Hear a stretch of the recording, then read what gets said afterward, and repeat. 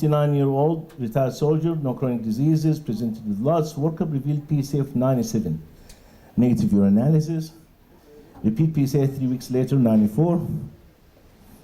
And thrust biopsy revealed 4+3 Gleason score in 4 cores in both sides. Bone scan and CT cap were negative for MITS. Danny?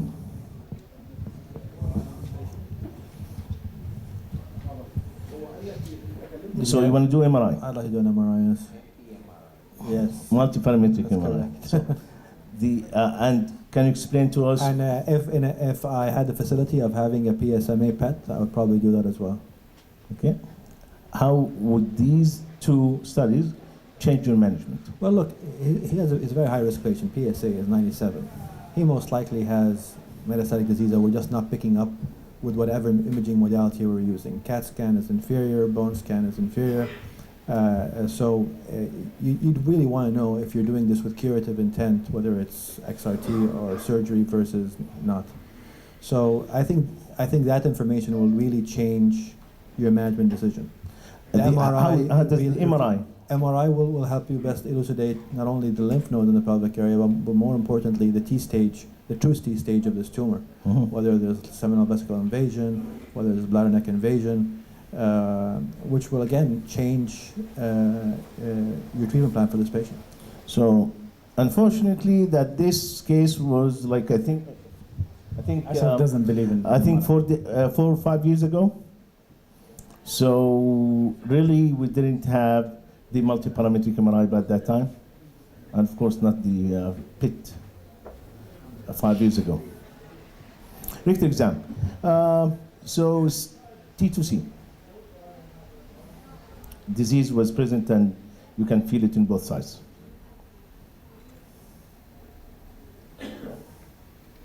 So, lots. Yeah. So, what was your decision? So, I mean, in that situation with the lack of all these availabilities, I probably offer him XRT with the ADT, 3 months prior, 6 months prior, and continue for 3 years. Okay. Or 2 years. Looks good. So 59, young guy, I'm anticipating otherwise nice and healthy. Yeah, he was healthy. DRE T2C, bone CTR negative. I would definitely, maybe 5 years ago you didn't have all these things, but we're talking about contemporary management today. Yeah. How would we handle it? And we would absolutely get a multi-parametric MR to locally stage properly, get a good idea about margins, extracapsular extension, seminal vesicle invasion, etc., and get C11 acetate is what I've been doing because I don't have access to PSMA PET. At the same time, I'm told at the same sitting they can go do a sodium fluoride for the bone PET CT as well. So that will then give me a good idea whether or not there are any hot spots in the lymph nodes or not. How about the whole body MRI? We don't. I mean, I don't know about the whole body MR. We just do a abdominopelvic. But essentially, I'm looking for the MRI for local staging, and I'm looking for the PET CT for lymph node assessment. Yeah. And personally, if all these, depending on what the information shows, let's say the PET CT, etc., is negative, we would go ahead with the radical prostatectomy and do an extended node up to about the aortic bifurcation area. If, on the other hand, any of these PET CTs are positive, then appropriately either rope in medical oncology, radonc, or appropriately temper my lymphadenectomy template. So, Shawq, if you were consulted about this patient, what you would say? Now.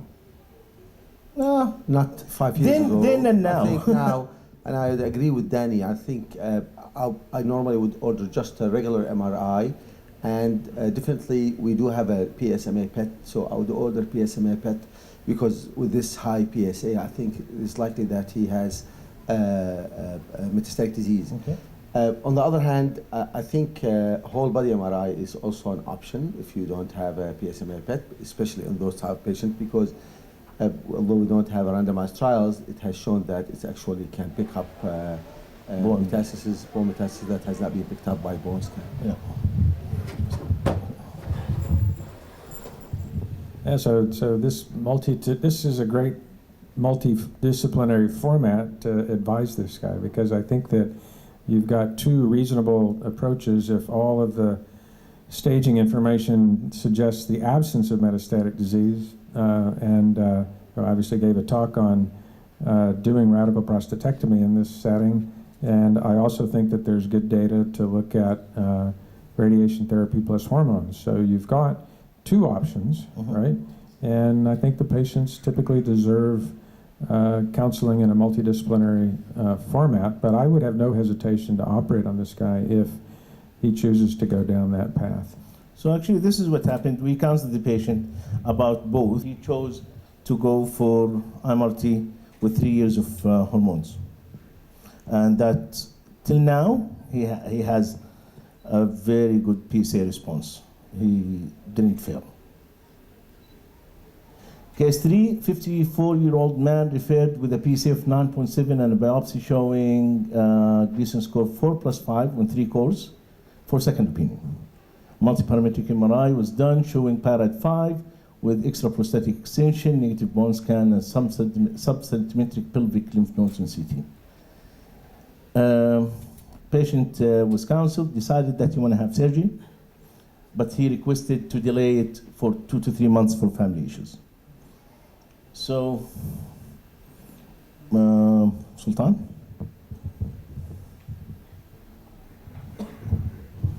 The question, are you going to do anything in those 3 months? Probably not. I would try to convince him to have his surgery as early as possible if he already made his mind to go for surgery. He was really pushed to do that, and he refused. He said, I'm going to do it after 3 months. If you are referring to whether to give him some sort of a new adjuvant treatment which has basically no much evidence and behind it, especially combined with surgery. So no, I wouldn't. I would try to do his surgery as soon as possible, Okay. not to delay it for 3 months. Seth?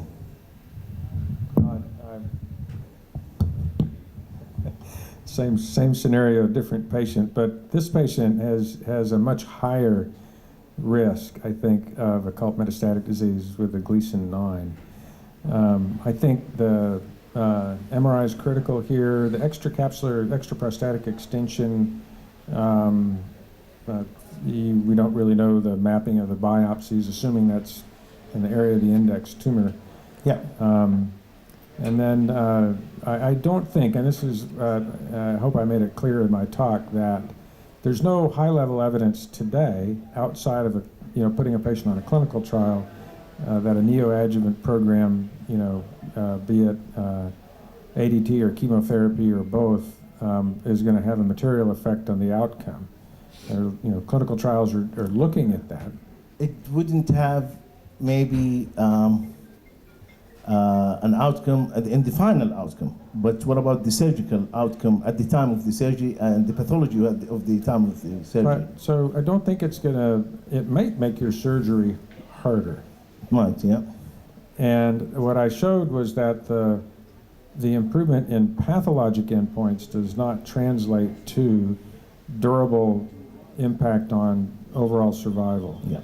And so, look, I don't know how it is for you guys or Dr. Gill, but from the time that I see this patient, I'm probably not going to be able to get him on the surgery schedule for 4 to 6 weeks anyway.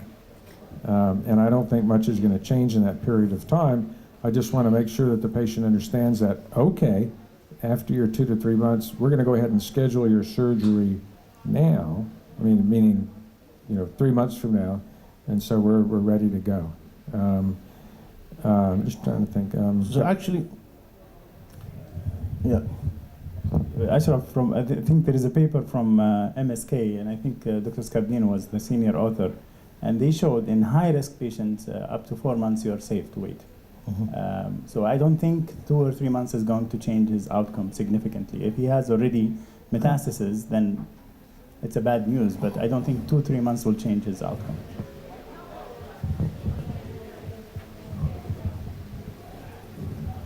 Well, by the time I've seen this patient, say they're diagnosed outside, they've already given him a Lupron shot. It's like, why are you doing that? Because, oh, I'm going to go ahead and treat and do something until, the specialist can see him. I don't think that's really evidence-based. Okay. Historically speaking, Pat Walsh, regardless of what the pathological stage of this patient is, would refuse to do surgery before 3 months. Before 3 months. I've had this with personal experience with a relative of mine who was referred to Pat Walsh, who had high-grade disease, and he thinks that the outcome of the surgery in terms of his ability to better dissect, have everything settled down, 3-month post-op gives him superior outcomes. So this was during the days of open surgery, obviously. And this is from the biopsy, yes.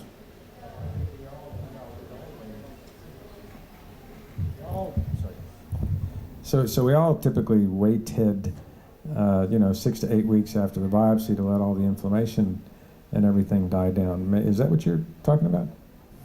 Yeah. So the patient asked if is there anything that I can do so my disease wouldn't progress within the 2-3 months. We told him no, not really. He said nothing really. So I said there is no evidence, but you can have a shot of LHRH.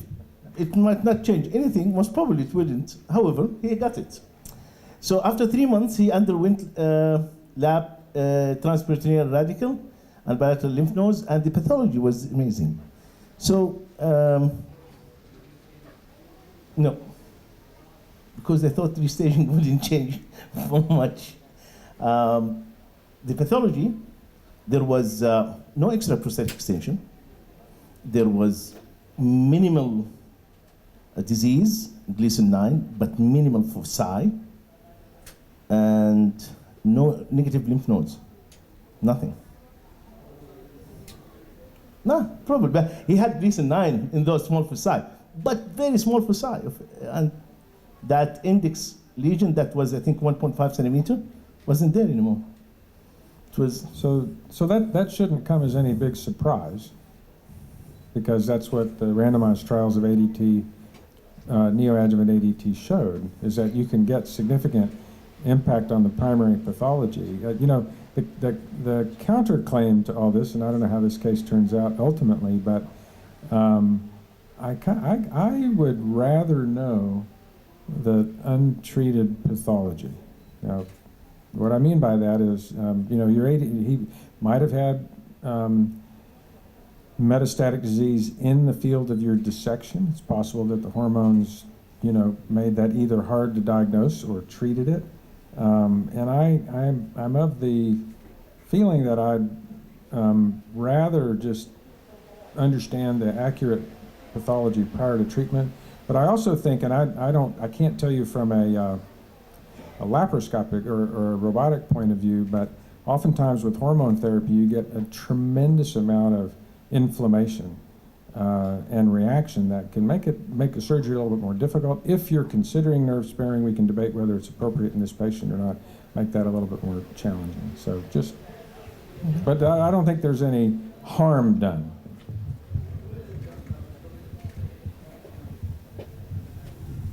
yes. So just wanted to make one point about a discussion we had about 6 to 8 weeks of waiting after a needle biopsy. I typically don't.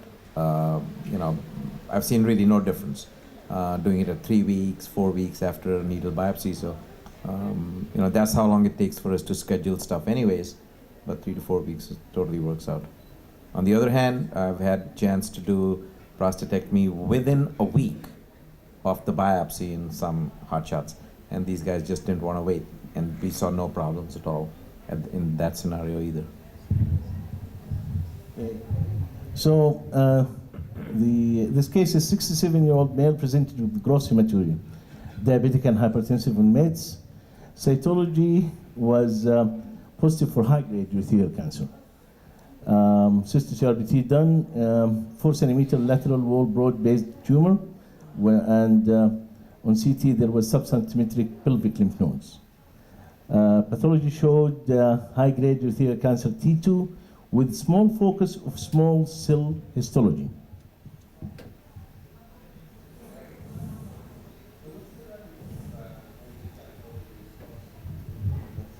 No, he had an episode of gross hematuria. When he was seen in the clinic, he didn't have an active gross hematuria. Yes, we need a medical oncologist in this one. Yeah. So he has a focus of small cell in a background of urothelium. So mixed histology, we see that frequently. It's not, as a matter of fact, most of the small cell that I've seen comes with a translucent cell. They don't come completely alone, the ones that we've seen. Whenever there is a small cell histology, you have to treat it as metastatic disease. The only thing is here, this quote-unquote small focus of a small cell. But small cell histology is always systemic disease, and you have to treat them with systemic therapy. T2 is muscle invasive, so he has to have some sort of definitive therapy. And I don't think with the small cell histology, So if organ preservation is appropriate. So personally, I think in this guy, he might need to go to cystectomy followed by adjuvant platinum-containing therapy, cisplatin and also etoposide. surgery first, not chemo first. Yes, surgery first. I would go for surgery first. But I don't think there is evidence that you need to give him chemo first. Is there? Wait, I want to understand. So, small cell is metastatic till proven otherwise. Small cell is a systemic disease. Yeah, systemic disease until proven otherwise. So you want to delay the treatment for a systemic disease for about 6 weeks minimum. So 2 weeks to put him into a list, and at least 4 to 6 weeks post-op to start chemo, isn't it? I don't think that actually makes that much difference. I'll give you an analogy. Okay. If we had somebody with a small lung nodule, 2 centimeter, which is a small cell, you would take it out and you give the patient chemotherapy. You don't give them chemo first and then take it out. You didn't know beforehand that it is a small cell. If you knew that it's a small cell. So yes, I would go with surgery up front. I don't think we don't want to split hair. I don't think it makes that much difference whether you go with chemo first or not. But the point I'm trying to make is, I think he will need a definitive therapy, a local therapy for his tumor, and with the small cell histology being part of his histology, I don't think organ preserving therapy is appropriate in his case. Right. So Seth has a point to comment about. I hate to contradict my hosts. No, feel free. It's always a little risky. So a couple of things here. First of all, and I'm not sure that the percentage of small cell per se, drives decision making, the presence of, and that can be, let our pathologists talk about how you can verify that with immunohistochemistry. So we get a chromogranin A, serum chromogranin A on all of these patients because occasionally it'll be elevated with small cell histology. I get a PET CT on this patient to give me some readout on the likelihood that these lymph nodes may be metastatic. And it's going to give me an opportunity to get a pre and a post. In North America, these patients, every single one of them gets neoadjuvant chemotherapy. Now and just from a terminology standpoint, if the multidisciplinary team feels like these lymph nodes are more likely to be metastatic, then that would be therapeutic chemotherapy for 6 cycles, and we use etoposide platinum like you would use for small cell of the lung. And then, then you have to have a discussion about definitive local regional therapy depending upon what happens after all of the chemotherapy. So we'll restage the patient after all of that, and sometimes what you'll see is residual urothelial, but the small cell component is gone. That's good. And if there's any residual invasive cancer, then I think those patients ought to be treated with a cystectomy. But there's also data that you can treat these patients with radiation. The problem with that is the recurrence rate in the bladder is a little higher in that setting. So I think what's happening for the most part is neoadjuvant chemotherapy followed by cystectomy. Okay. I can't really remember the details of the publication on that, but Harry Herr went back and looked at the SWOG raw data when about the neoadjuvant data, and when he dissected it out, the only ones that benefited were those that had positive lymph node disease, and that was usually his premise of why always give adjuvant versus neoadjuvant. So, I have the utmost respect for Harry. Harry's a good friend of mine, but I completely disagree with him.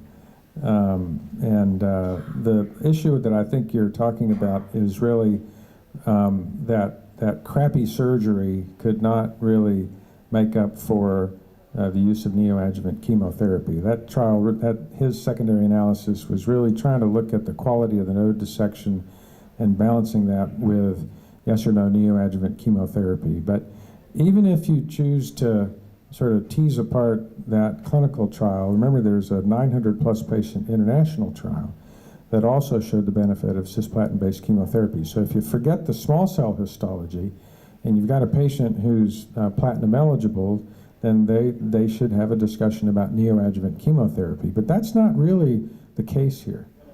So this decision making is driven by the small cell.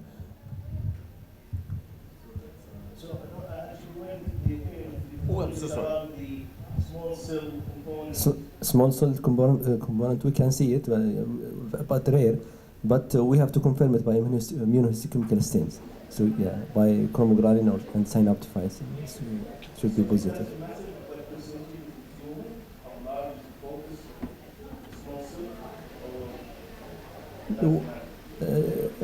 We usually mention how much in the of the tumor, whole tumor. So actually, we did what Sid said exactly. So he had 6 cycles of topside cisplatinum, and then he was restaged, and then he underwent cystectomy.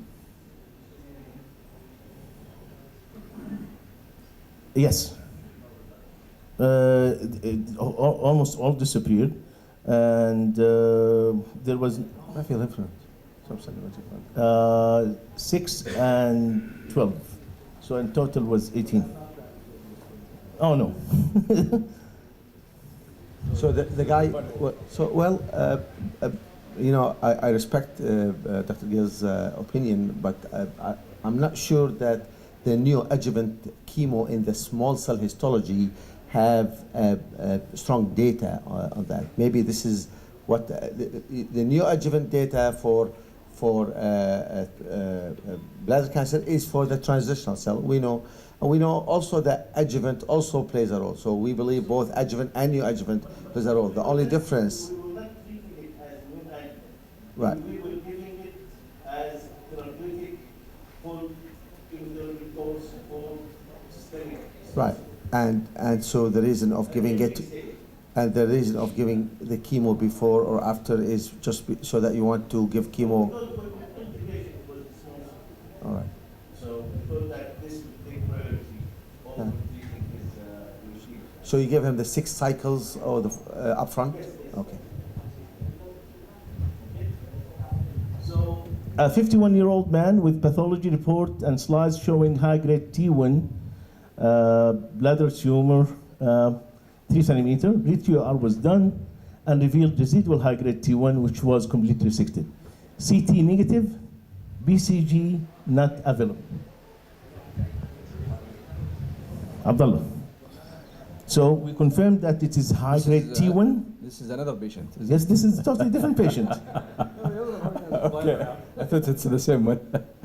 So 51, pathology. So you did the TUR? We did a re-TUR. He had an original TUR T1. outside, larger than 3, Mm-hmm. ETR done and refilled residual high grade age, A high-grade tumor which was completely, was completely resected and BCG not available. BCG not available. I will try to bring the BCG from India or from Egypt. It's available there. Consider that it cannot be brought. See, we wanna, the discussion is about a situation where BCG is not available. I will give him option of cystectomy versus mitomycin. Explain benefit and risk for each choice, every choice. Seth?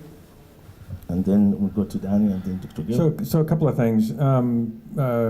Managed appropriately, but at the re-resection, knowing that I have a high-grade T1, I'd map the bladder looking for CIS at that point. Yes, yes. So if you look at the last line, is it any different if he had SIS?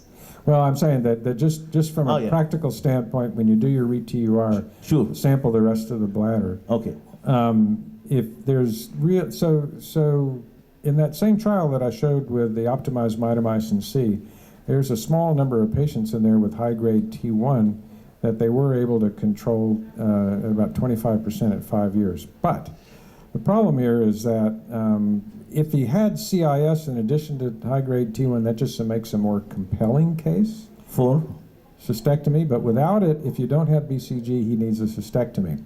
The other piece of data, and here I'm complimenting Professor Herr, I think Guido Dalbagni was the first author on this, that residual high-grade T1 at re-resection was an adverse feature for worse outcome long-term. So I think this guy needs a cystectomy. Okay. The worst part is that you found tumor in the resection. And I think he needs But to giving him that the first UR was not done by. Okay. I would go for cystectomy in this patient. Young guy. I would exhaust all means of getting BCG, of course, but if not, then cystectomy. Okay, Dr. Gill, agree?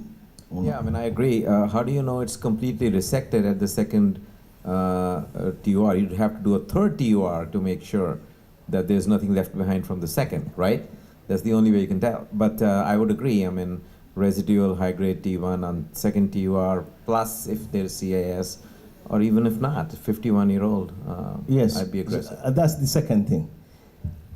If the BCG was available, how fair is it to give him the option of cystectomy, immediate cystectomy, even if BCG is available? I think it's fair, given the third sentence, the residual high-grade T1 and CIS. I would be leaning that way. Okay. Yeah. This was addressed by the AUA and maybe the SUA as well, that when there was a BCG shortage in the States, in this precise setting, a lot of cystectomies were done because there really is no good alternative that's going to give you a safety in terms of long-term outcome. Quick question, was detrusor muscle in the first resection? Yes. So, if that with a quality, that's a good quality TURBT, presumably. And then so with this persistent high-grade T1, again, without CIS, is a high-risk disease. Mm-hmm. So it would be fair, even if you've got all the BCG in the world, to have that conversation about cystectomy. Yeah, because even with the current situation where we get BCG for the induction, it's quite difficult to put him into maintenance. Do you agree with the current situation, BCG shortage that we have in Saudi Arabia? It's easy to get the induction course from India or Egypt or whatever, but it's quite difficult really to put patients on maintenance. I think for the same case, if we don't have BCG if there is shortage of BCG, I would probably observe him very closely. The aim of giving BCG is to prevent progression, not to, you want to save his bladder, so you want to prevent progression, so you give him BCG. So if you follow him very closely and re-resect maybe in 3 months, and there is evidence of disease, then I will go for radical cystectomy. I personally would wait. For this committee, I went down. I came down. I have a question This for... is the reality. Why do we give BCG? Is to prevent progression. I have a question for you. Does it make difference if it is only small focus of lamina propria invasion versus widely invasive in the lamina propria? If it's only one small focus? Oh, does the extent of involvement matter? Is that what you're asking? Oh, yeah, sure. I mean, if this is, a deep T1, you might treat that a little bit differently than, say, a T1A. There's some evidence to support that. I'll just sort of push back a little bit on the, if I don't have BCG, I would observe. So that's really, there is no, observation is not an alternative for high-grade T1 disease, number one. Number two, if you're going to go down a pathway of alternative intravesical therapy, you have to re-resect him a third time. Indy already made that point. And if you did that and you didn't have any residual high-grade T1 and I didn't have BCG, I'd do something like Gem-Mito or Gem-Dosi as an alternative. So sometimes intravesical, yeah. So sometimes your hand is forced because of circumstances. If if the patient pushes back and says, "Hey, forget it. There's no way you're taking my bladder out," that happens, right? Then you go down this alternative path. But they have to understand that they're exposing themselves to a drop-off in survival probability if they end up getting a cystectomy, and now they've got muscle-invasive cancer. 3% of T1s, high grades, were lymph node positive on cystectomies? Yeah. Dr. Shonki, you are the one handling BCG here in, no? Really? They're saying things about you that's not true. Okay, so 63-year-old female. Oh, what happened? He had cystectomy, actually. He had cystectomy. It was actually T2. Yeah, it was, but, yeah, it was T2, actually. Nothing to say about the quality of the second T1. 63-year-old female, healthy, referred post-right nephrectomy 4 weeks ago, T3A, clear cell, ferment 3N1. Dr. Shawqi. I know you're asking about, of course, you have done a CT scan and she has no metastasis. Yes, correct. No evidence of disease. And your question is, should she get adjuvant she was referred. therapy? She was referred for further management. Well, I mean, normally I Exactly. let the urologist to do the follow-up, except that if the question is for adjuvant therapy or not. I have reviewed the data on adjuvant sunitinib. We have 3 trials. We have the S-track, and there is a second one with sunitinib and sorafenib, and there is pazopanib trial. Yes. 3, and there are other trials in the previous era. The only one which was positive is the one that used sunitinib in patient with high risk. So this That patient qualify as high risk? In there, yes. With No, node yes. positivity, yes. However, if you look at the other trial that used sunitinib and sorafenib, patients who were, if you take those patients who were high risk, they did not actually benefit as good as they did in the sunitinib trial. So They did benefit in the terms of what? in terms of PFS, PFS? right, and overall survival. So I am from those people who would say it's not time yet to start patients on adjuvant sunitinib. I don't think it's a standard of care yet, at least across the board. Some people believe it should be offered to the patients. I would probably would discourage my patient. If my patient asked me, I would discourage him because there's a high drop-off rate from the patient. There's a high toxicity from sunitinib. I've treated my patients with metastatic disease, and I see how they suffer from sunitinib therapy. So to give them 1 year of therapy, I think it's too hard. And the data right now that we have is only PFS, not overall survival. So, Dr. Gill? I would send him to the medical oncologist and have that guy make the decision. So I guess he has spoken. If you send Certainly the one of S-track your would patients suggest. now to your medical oncologist in LA, what would he? I'm sure that happened. This scenario is not something new.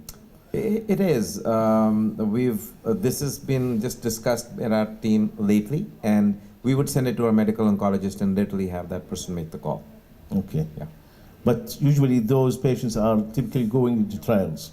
Yeah, going to trials, and again, my sense is that our folks are not that gung-ho.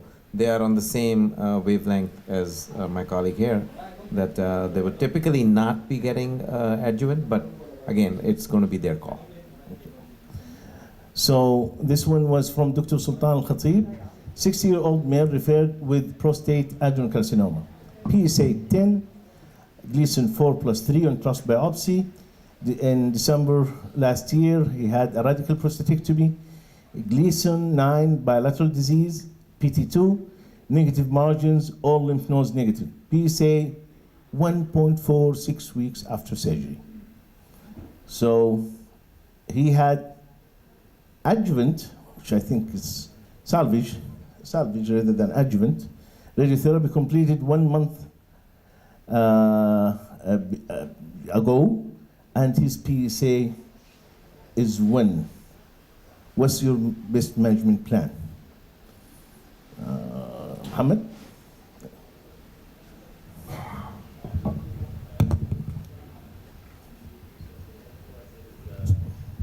Imaging after the, did you do a bone scan after the surgery? All imaging, including whole body MRI, were negative. We don't have an access to PSMA PET scan. Yeah.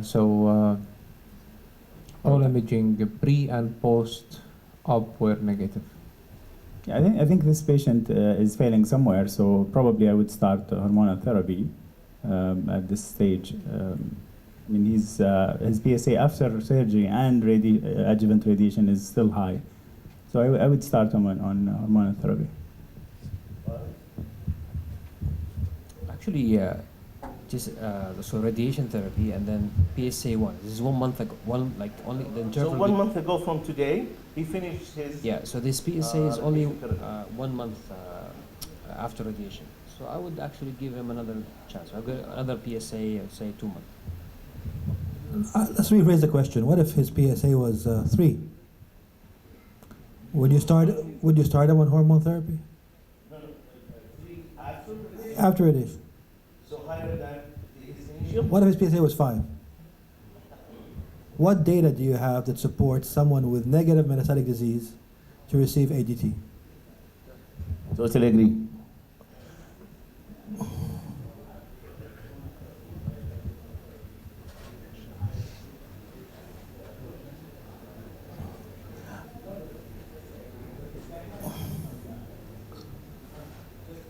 Yeah, but he's node negative disease. He's metastatically negative on radiological imaging. Yeah, that's Sultan?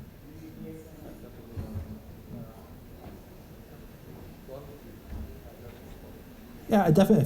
If you have positive disease on PSMA, then yeah, he has metastatic disease and he goes into that category. But if he's simply a biochemical recurrence with no evidence of Mets, how justified are you to give ADT?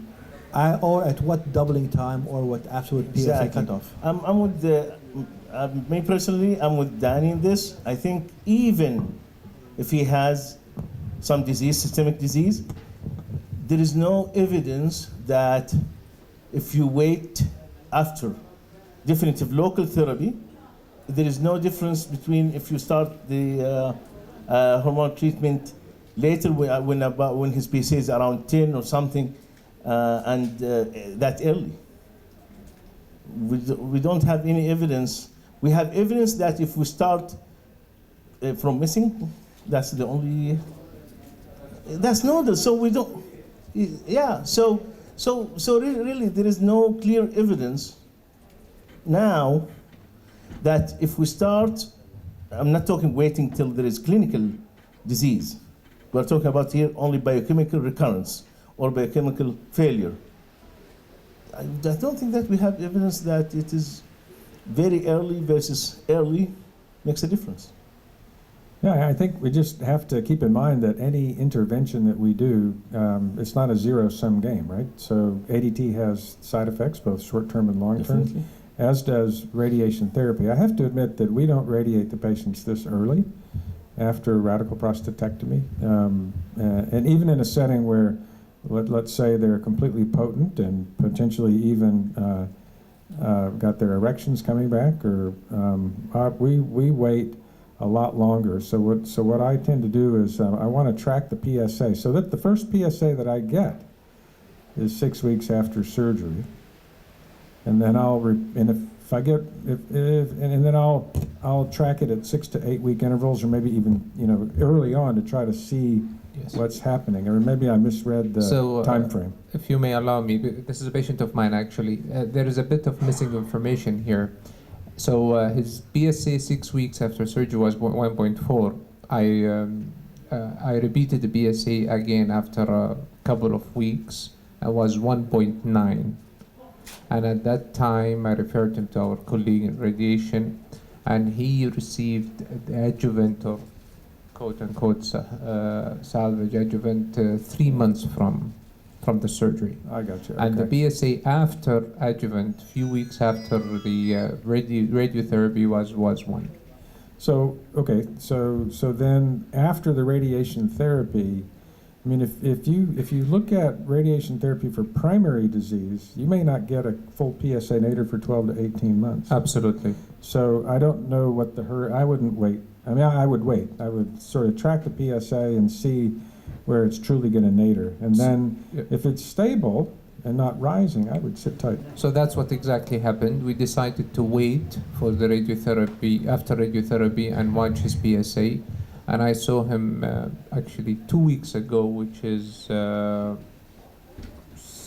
6 months from the radiotherapy, and his PSA is 0.2, I believe. So his PSA is declining.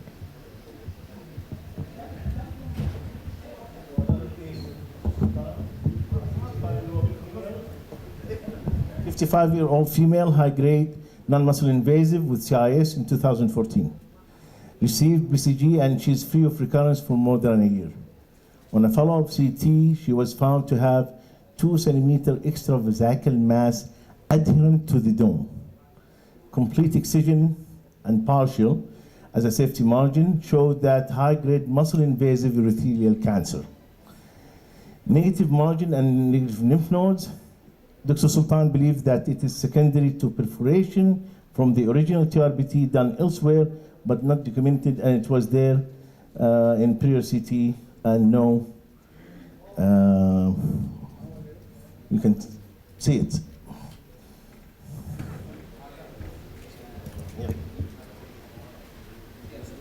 She remained free of disease after her adjuvant intravesical treatment. She was initially, she failed BCG.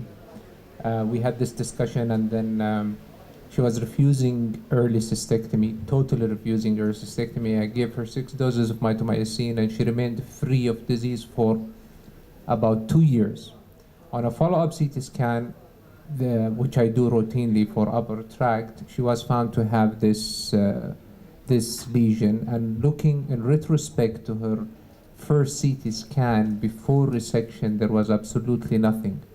The second imaging, which was 1 year from this, it was a very tiny, that was overlooked by the radiology and myself, but it's apparently growing. So we had this discussion again, gave her all options, and we decided to go for a partial cystectomy, because even if you have a solitary muscle invasive lesion at the dome with a negative random biopsy of the bladder, still partial is an option. I did, yes. So we went, I took all this with a part of the bladder, with the lymph node, bilateral pelvic lymph node dissection, and this turned out to be a high-grade urothelial tumor.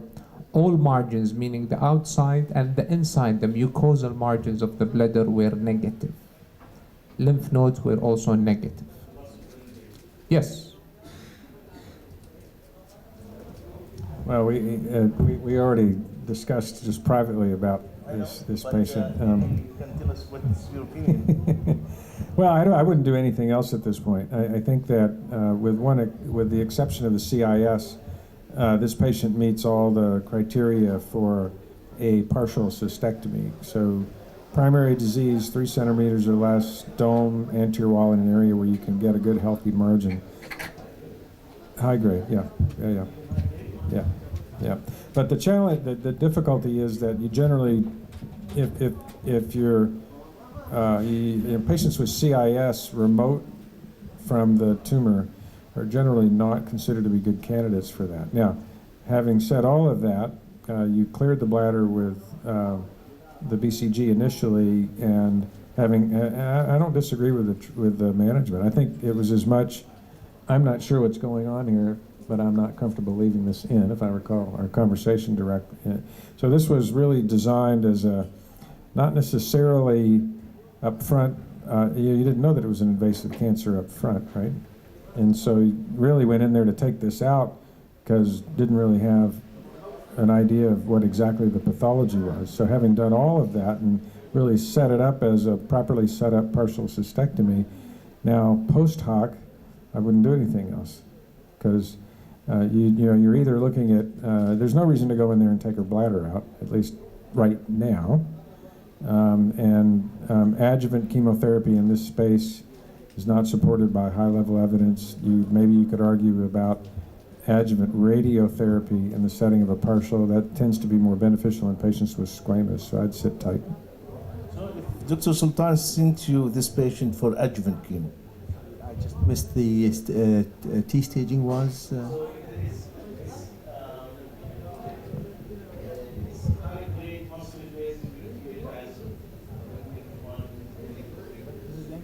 This is, yeah.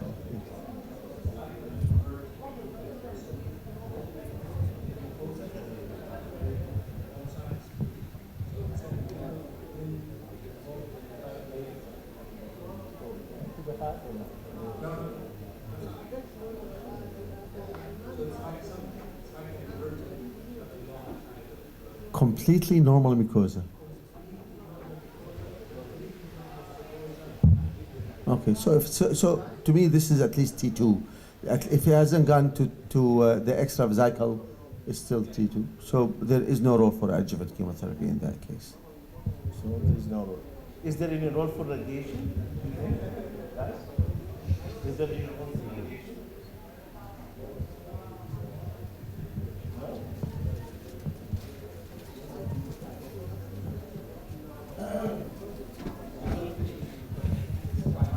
Okay. Yeah. Excellent. So this is a case from Prof. Farsi. A 64-year-old male patient, healthy, no comorbidity whatsoever. 6 months ago was found to have a renal mass 1.3 by 1 centimeter. Repeat CT now, so a 6 months interval, shows stable disease. Any suggestions? Dr. Gill?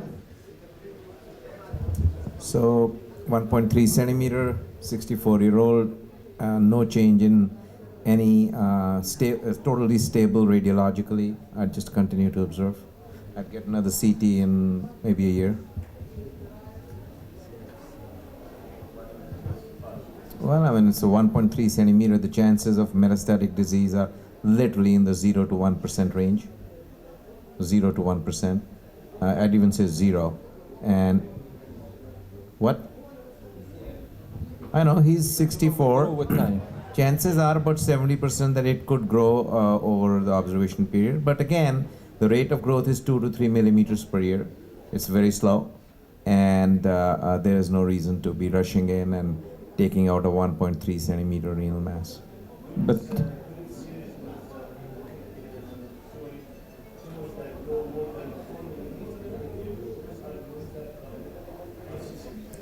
no, I mean, the growth rate of RCCs and oncocytomas is no different.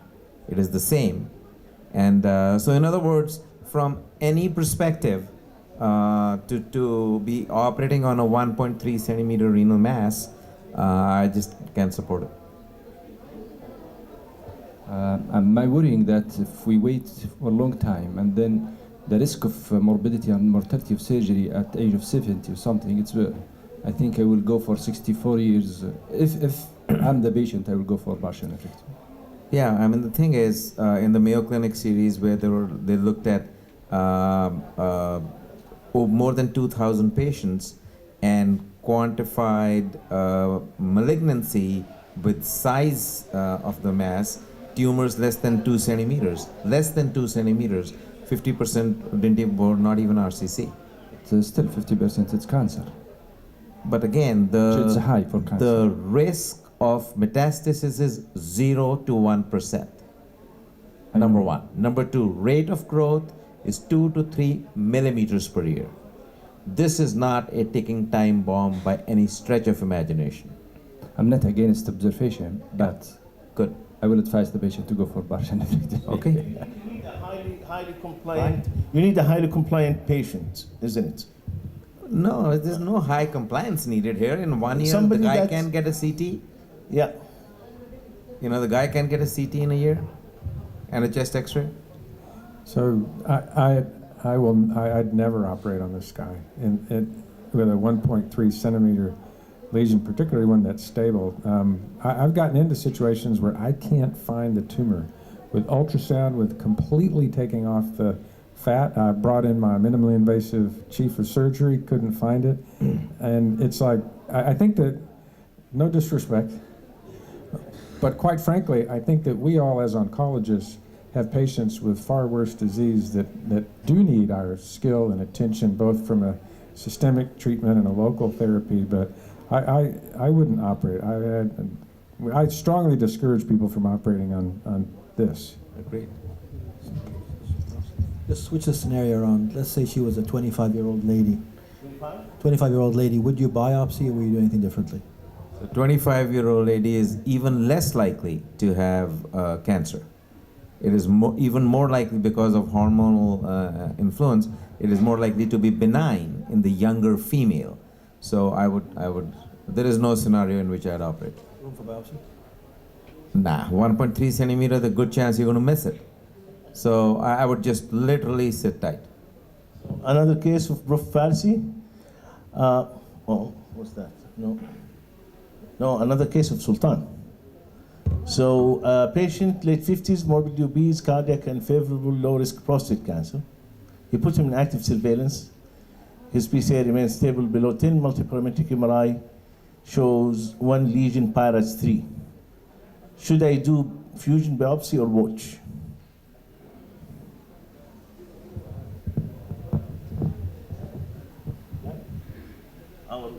Go to fusion biopsy guy. So he does have low risk prostate cancer. Yeah, I mean, you have to have a protocol of some sort. So if you put a patient on active surveillance, you have to decide what your protocol is, whether it is a repeat biopsy at 6 months and then at 18 months, or whether you do a fusion biopsy. We're evolving right now. Our protocol is to do the MRI and to do a fusion biopsy. Yes, I would target, definitely, yeah. Fusion targeted biopsy. So, how did multiparametric MRI change our protocol of active surveillance? It hasn't yet, but it's definitely going to be incorporated into some protocols. If you've diagnosed the patient to start with, you see the issue is, did you oversample or did you undersample? No, okay? no, But if you know that you've biopsied a lesion and you go back to that same lesion 6 months later or 18 months later, whatever protocol it is you're using, and you go biopsy that same lesion and that changes grade or changes behavior, then you know that you probably have to do something about this patient. Exactly. No, what I mean, like, if a year after his initial biopsy and you put him in active surveillance, and a year after you do multiparametric MRI and it's negative, there is no lesion, would you biopsy him? Yes, I would, because he never had an MRI to start with, and he has had prostate cancer in a standard biopsy. So yes, I would. You can't have someone in active surveillance and not rebiopsy them. PSA is not reliable for active surveillance. Yeah. Okay, you have to rebiopsy them. Okay. Oh, somebody is moving his head. Oh. No, I think the point's well taken. But also keep in mind, the first bullet point. This is a patient who may not even have his late 50s. Really, what's his does he have a 10-year life expectancy? So you just have to think about, what am I going to do with the information, number one. Number two, we would get an MRI at the point of first contact. Okay, so sort of get an idea there. If there's anything worrisome on MRI, do a fusion biopsy before really committing the patient to active surveillance. So just a little twist on that. Having not done that, patient coming in to see me, I would start at that point and probably use the MRI to drive decision making about rebiopsy. Late 50s, completely healthy, might do that a little bit differently. I mean, morbidly obese, late 50s, just saying PSA remains stable below 10, I mean, we need far more detail. We need to know the PSA velocity, the PSA density, what is the trend. We need to have more details on that. As regards low-risk prostate cancer, I mean, was it Gleason 6? 1 core, 3 cores, what percent? So all those details are needed. Furthermore, maybe even genomic testing for putting the patient on active surveillance to begin with. But now that you have an MP-MRI showing the PIRADS 3 lesion, PIRADS 3 lesion being actually cancer, at least proven on biopsy, the numbers are in the 20 to 30%. So I mean, like, it's nothing, okay? So I would certainly, should you do a fusion biopsy? I mean, I don't know, there's just not enough information. I need to know far more detail on what the PSA is doing. How long ago was the first biopsy done? How many years later are we now? So, let's say, hypothetically, let's say the first biopsy was done 3 years ago.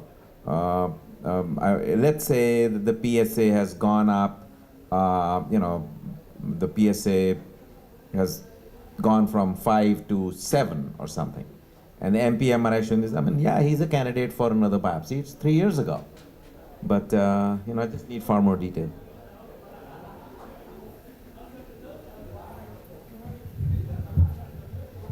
So another patient who's 65.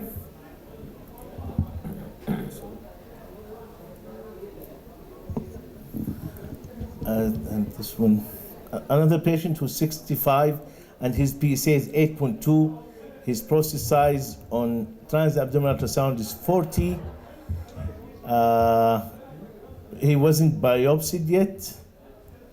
His multiparametric MRI, if it shows PIRAD 2, would you biopsy him? So again, I mean, the radiologist reading these MRIs. Quite good in reading them, yeah. Because the inter-observer variability, even within the same practice, for those who are good and those who don't have enough experience, is dramatic. So, bottom line, 40-gram prostate, PSA 8.2. What's his, do we have a percent free PSA? PCA 3? About 15, 20%, 15, 16%. Okay, so there is concern. And PIRADS 2 or 3 really means nothing. So basically, this guy would get a random systematic biopsy, and we would go from there.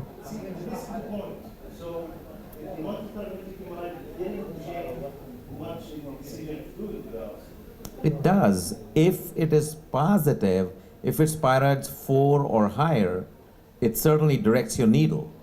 Okay? In the aggregate, doing the multiparametric MRI and the fusion biopsies has increased our detection of clinically significant cancer by 32% and decreased our detection of clinically insignificant cancer by about 16 to 17%. So it absolutely has changed our detection rate for clinically significant disease.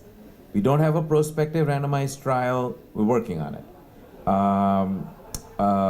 In France, if the guy had a good quality multiparametric MRI and showed exactly what you're saying here by a good radiologist, the guy would not even get a biopsy. Those guys have so much confidence in this. In the US, we don't. So we don't hang our hat on a MRI. We use it to direct our needles, but we don't completely go live or die by the MRI. I just want to add a comment on that.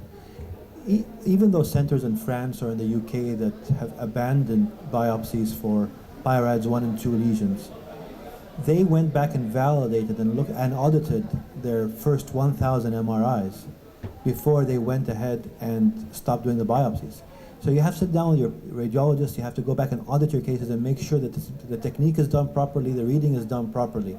It's not just any MRI that comes back with that reading that you can rely on.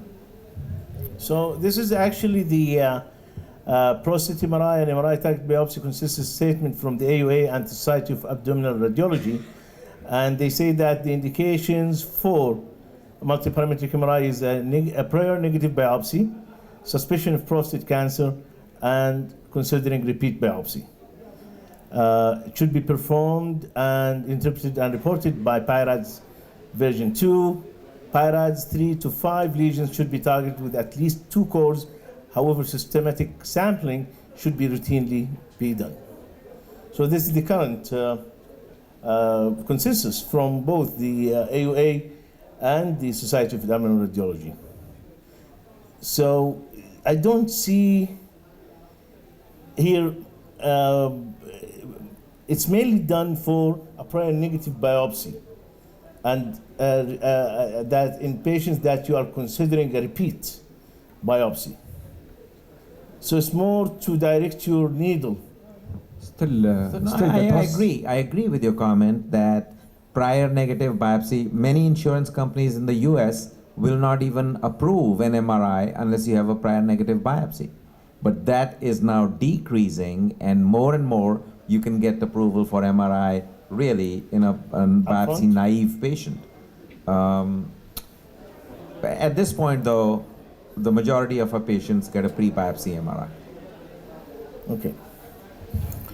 A 50-year-old male diagnosed with T3N2 bladder urothelial cancer.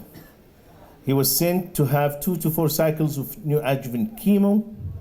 He received 4 cycles, after which he was restaged with CT CAB, which showed complete response. Cysto was negative with random biopsies. Sultan, what's your best management? Negative. Completely negative. Cysto with random biopsies. What about the bladder?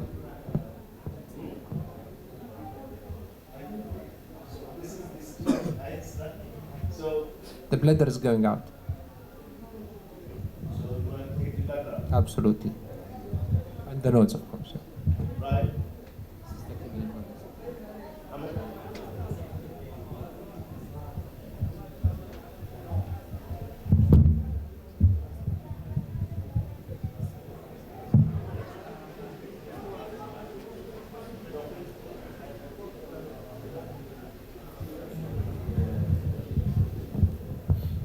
Ask a clinical oncologist, he will tell you probably a concurrent chemoradiation probably would give you a similar, he has an N2 disease up front. Yeah, you have to. Radiation alone does not help. You give him just cisplatin with radiation to the bladder and lymph nodes, just lymph nodes. Yeah. Yeah. I'm not a radiation oncologist, nor a clinical oncologist, but he had a node positive disease up front. So the chances of his yeah, well, I mean, it says N2, so the chance of his 5-year survival is not that great anyway with surgery. So, and I think concurrent chemoradiation is an option. I'm not saying that's what he should get. Is an option if you want to he had an excellent response to chemotherapy, neoadjuvant. Right. You will have to give him a concurrent chemoradiation. So radiation with cisplatin. It's all right. Yeah, it's all right. Yeah. So he needs 6 cycles. It's not neoadjuvant. So it's just like the case you showed before with small cell. You pointed out that you were treating him for systemic disease. This is N2 is not it's not neoadjuvant. So he needs 6 cycles of chemotherapy. It's good that he's had a good response. Okay, so you are not, so this is not neoadjuvant, so this Right. is neoadjuvant. So any cystectomy now done is cyclotherapy. No. It's so this falls. All right.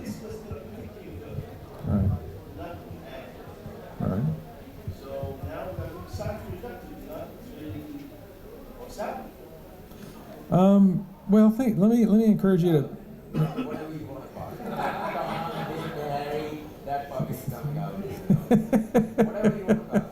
Well, the point is that N2 disease falls into the metastatic trials, and those have all been with 6 cycles. Okay, you can deliver it much faster with dose stents. That's great, and I wouldn't. This patient needs a TURBT and an EUA, not a cysto in the. Is that what you did? No, that's under AUA. So okay, still needs a cystectomy because there's a risk of you have to deal with the lymph nodes, right? So you do an extended node dissection, radical cystectomy, and probably going to have a pretty good outcome.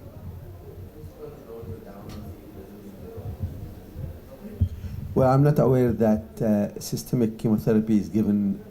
I'm not aware that N2 disease are counted as metastatic or are included in the systemic chemotherapy trials, by the way. So they were excluded from, they were not included in the neoadjuvant trials, and they absolutely were included in the metastatic trials.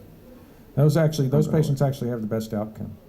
So roughly about 33% 5-year survival probability. Well, not to my knowledge. We can look it up. Yeah. We can look it up. So you're not the only medical oncologist to push back on this, by the way. There's this, and it's funny. I mean, I have, it's just, those patients were not put in the neoadjuvant trials. So that's really kind of part of the rub. So. Yeah, actually, so that was TCA. Good for him.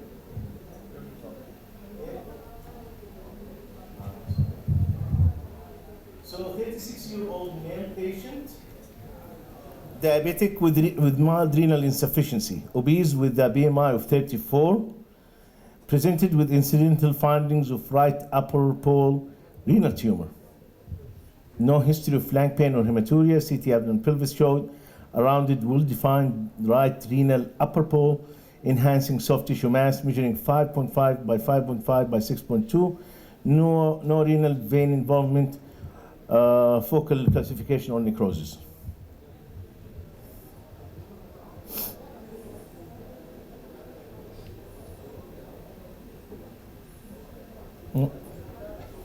Sorry. So,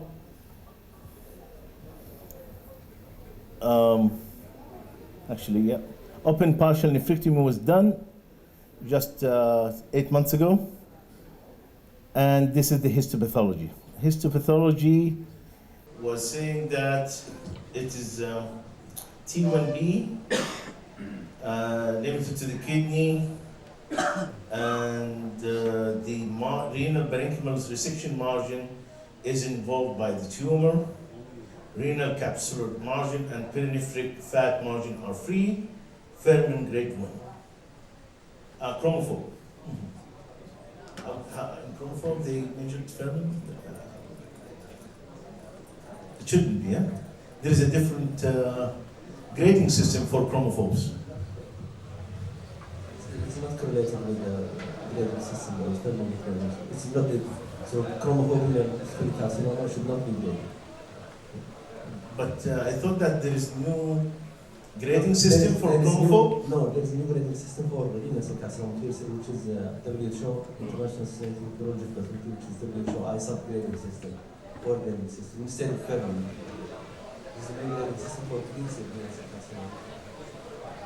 No. Yeah, it doesn't apply to chromophobe. But there is another grading system for chromophobe, I think, that looked at the mitosis. No? Okay. Or nuclear size. Okay. So what to do? So positive margin, chromophobe. Okay.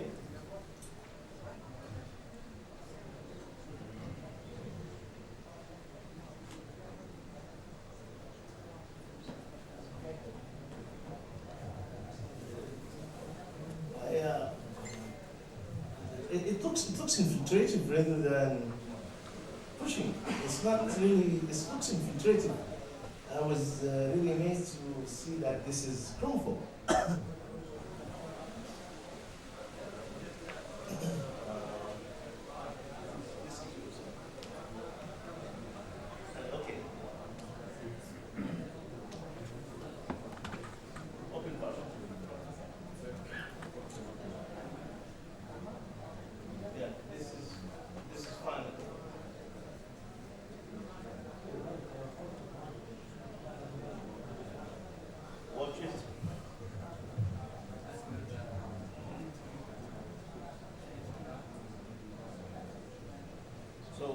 So that's the information we need.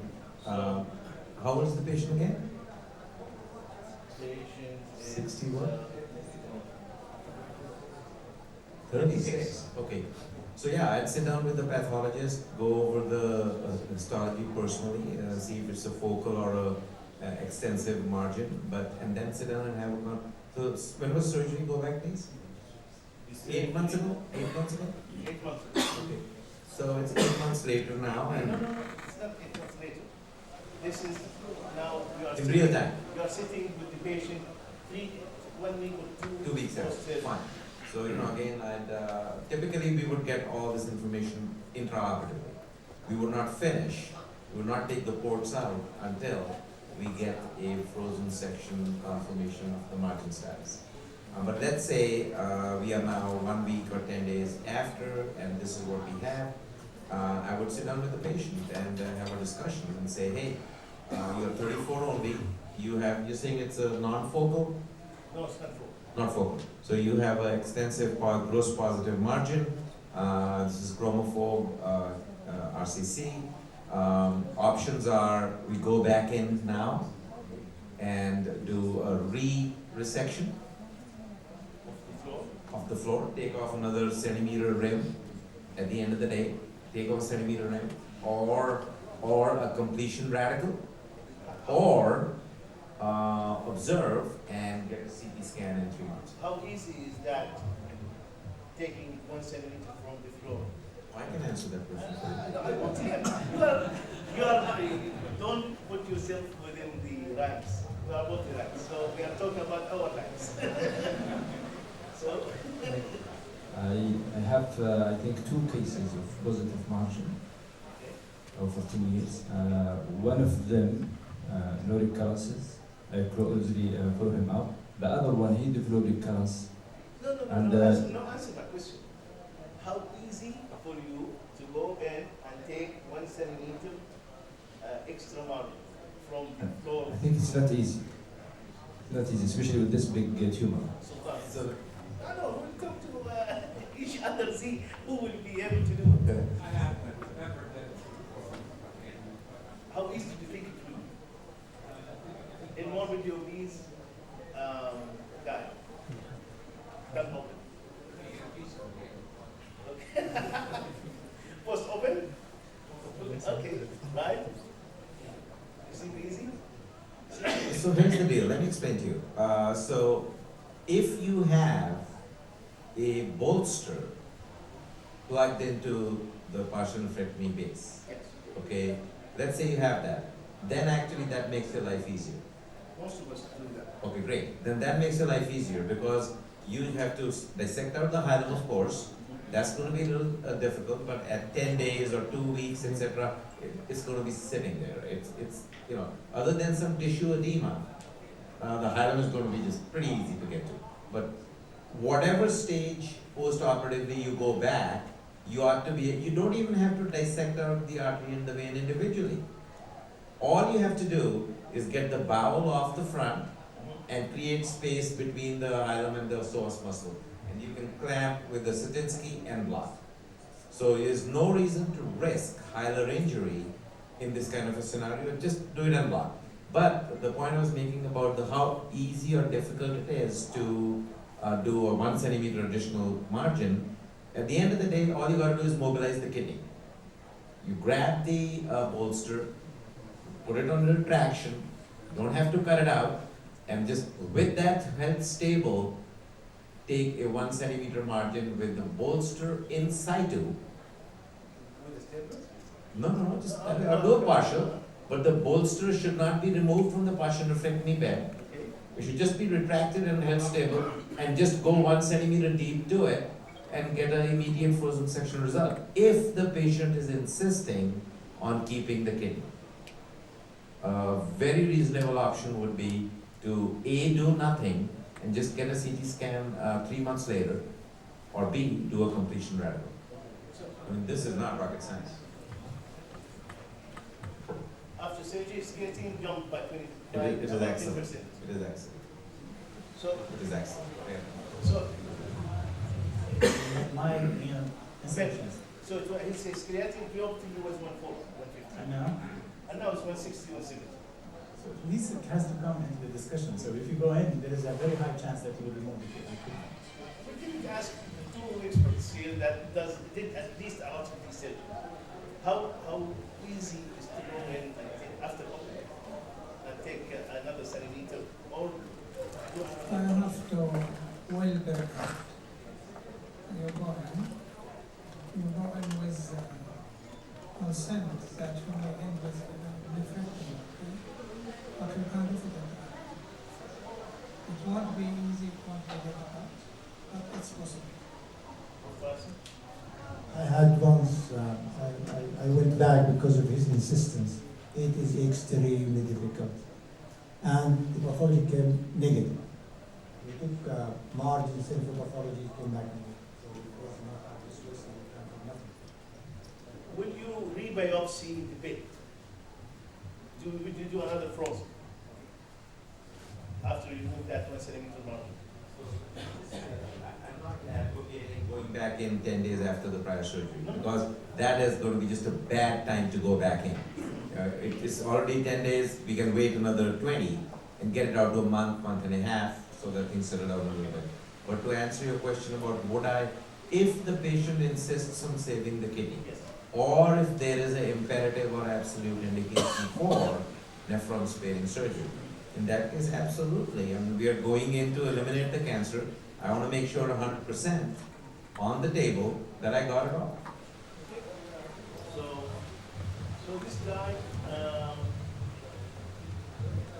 had as a follow-up, had CT done, and there is a hypertenuating enhancing soft tissue density seen at the surgical bed. Measuring 4.7 by 2.3 by 1.6 centimeter. It appears inseparable from the liver and infiltrating the area of the liver, likely presenting residual recurrence. 8 months later, yeah. Yeah, so clearly, I mean, he needs a completion radical. Yes.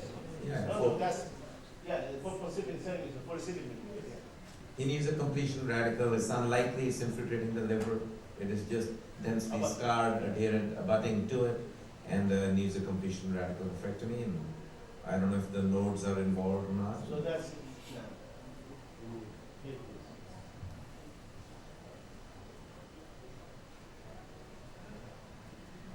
Yeah, I wouldn't try to do any needle biopsy or anything, just get it out.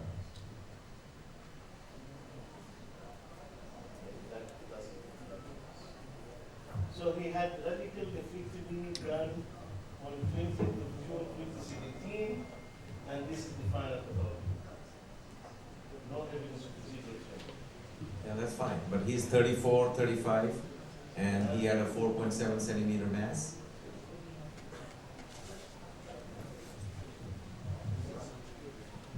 No, original was 6, subsequent was 4.7.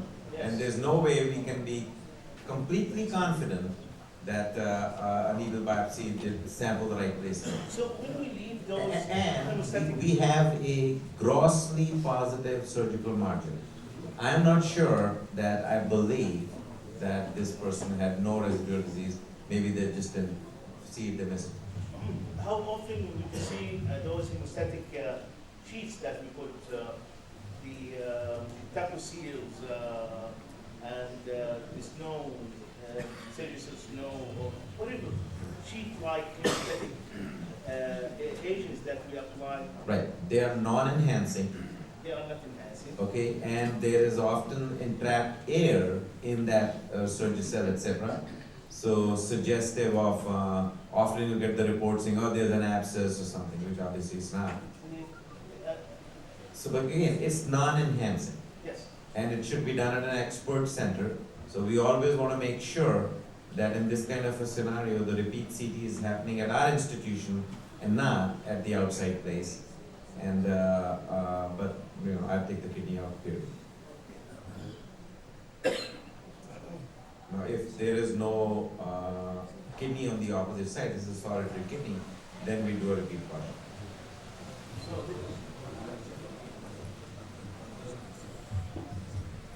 Does we have a center? with the residual tooth, bottom margin of unclassified hospital, not normal, unclassified. So with the pathology time, tumor, importance of reducing oral station and the way to visualize the timing of that. Dr. Bill? Unclassified. Yeah. So your question is when to take it out?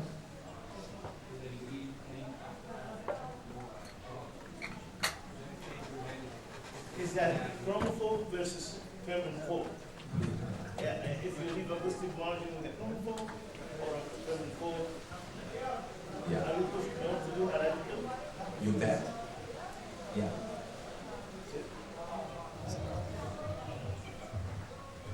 It's interesting when you go down a path of nephron-sparing surgery and you're sort of pushing the boundaries of it, and not suggesting from a technical standpoint. These are some of the unintended consequences. 34-year-old 6-centimeter tumor. You could also make an argument that a radical nephrectomy up front would be the proper treatment. So it's always it's good to discuss these things and sort of see how it all pans out. He ended up with a radical nephrectomy anyway. Maybe in retrospect, faced with that situation again in another patient, that'd be maybe the thing to think about.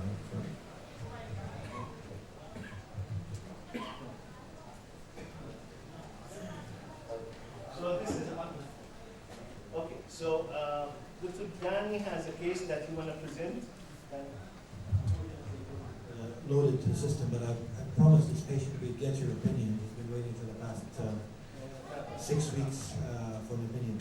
Essentially, this is a healthy 52-year-old gentleman who presented with renal colic, was found to have a 1.7 centimeter stone in his right kidney on a non-contrast CT. A colleague of mine went in with a flexible urethrooscopy to do the stone fragmentation, and he was surprised to find a protruding, smooth-walled mass in the renal pelvis. So he went ahead and did a biopsy of this mass using a cold cup, put out through the sheet, and left a WJ and went out. After the biopsy, results came back as papillary renal cell carcinoma at our institution. He subsequently had a contrast CAT scan as well as an MRI, none of which showed any lesions within the kidney. We requested a second opinion on the pathology, and Dr. Turki here had a look at the pathology and he's going to comment. The pathology shows papillary lesion, so we have two differential diagnoses. It could be papillary adenoma, and it could be papillary renal cell carcinoma. It was low grade, so now the new recommendation that cutoff point for papillary adenoma, to call it papillary adenoma, should be 1.5 centimeter or less. So it is 1.5 centimeter or less with papillary adenoma. It is unencapsulating and it is low grade. The nuclear feature, nuclear grading should be low grade. So here we don't have any tumor from radiology. Probably it will be adenoma carcinoma, but we call it papillary lesions. In short, he has no lesions on MRI, no lesions on CAT scan. He has what looked like a hypertrophied papillae that ended up being biopsied. My colleague went back again to clear his stone. I went into the operating room with him to have a look at this lesion. It is grossly, looking at it, at least a centimeter in size, and you can't tell what's going inside the kidney. And we have no gross lesion on imaging. The question is, what would you do? So nothing is seen on this CT is 5 millimeter slices. Can we get 1 millimeter slices? Fine. So, you know, if you can't see anything, you can't see anything. And I would just get another scan in 6 months. Even if, let's say, there is something, there is 1 centimeter, get another scan in 6 months. So this is not urothelial carcinoma. Right.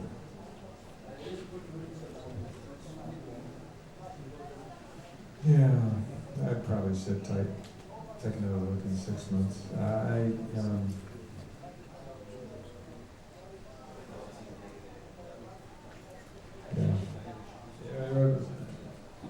apologize. But when you went back out the second time, did you get any more tissue?